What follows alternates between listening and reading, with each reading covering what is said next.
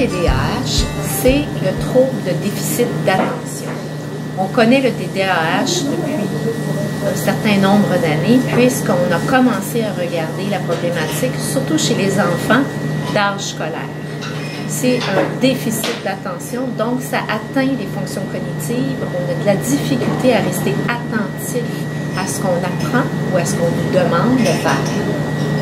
Et les signes qui peuvent nous faire penser que quelqu'un a un TDAH, ben c'est des gens qui peuvent être dans la lune, des gens qui peuvent avoir de la difficulté à rester concentrés longtemps. Par exemple, lors d'un examen, on peut avoir de la difficulté à retenir ou à faire l'examen dans un temps requis.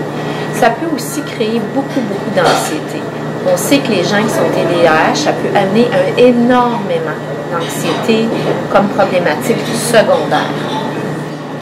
Je ne pense pas que ce soit seulement les enfants qui sont TDAH. On sait maintenant, en regardant nos enfants, que beaucoup d'adultes ont souffert en étant enfants de TDA et pas seulement de TDAH. Il faut faire la distinction. Le TDA, c'est le déficit d'attention et ce n'est pas tout le monde qui a un déficit d'attention qui ont un trouble d'hyperactivité.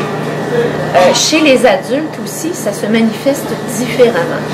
Mais on en voit de plus en plus et on se rend compte que les adultes ont souffert enfants, mais qu'ils souffrent aussi adultes du TDA. Ça amène des problèmes au niveau du travail, au niveau de garder les emplois, au niveau des relations. Alors, c'est une problématique qui n'est pas seulement chez les enfants, mais chez les adultes aussi. Pourquoi diagnostiquer le TDA? Bien, parce qu'on peut aider les gens à avoir une meilleure performance, à être plus focus dans leur vie, à avoir des meilleures relations avec les autres. C'est important parce que c'est une problématique qui peut toucher les comportements au niveau de la société, être en relation avec les autres dans la société. Donc, je pense que de le diagnostiquer, d'aider les gens à être mieux, à être peut-être médicamentés s'il le faut, ça amène beaucoup de soulagement chez certaines personnes qui sont épuisées parce que ça leur demande trop de rester concentrés ou focusés toute la journée. Alors, ils arrivent du travail fatigués ou de l'école fatigués et là, il faut embarquer sur la deuxième routine de la journée ou la troisième pour certaines personnes et ça demande énormément. On est fatigué à la fin de la journée d'avoir fourni un effort pour rester concentré.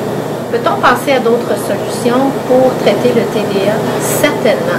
On sait que oui, il y a des médicaments, mais il y a aussi toutes sortes d'habitudes de vie qu'on doit prendre. Avoir un bon sommeil, avoir une bonne hygiène de vie, faire de l'exercice peut aider aussi. Il y a certains suppléments aussi qui stimulent le cerveau ou qui aident à calmer. Alors oui, on peut traiter autrement. Il y a même des thérapies qui peuvent aider où on reprogramme le cerveau. Donc, certaines formes de reprogrammation en termes de méditation pleine conscience, le neurobiofeedback qui peut aider certaines personnes, sont des outils ou des thérapies complémentaires à la médication qui peuvent certainement aider beaucoup de personnes. Comment soutenir quelqu'un qui a un TDAH?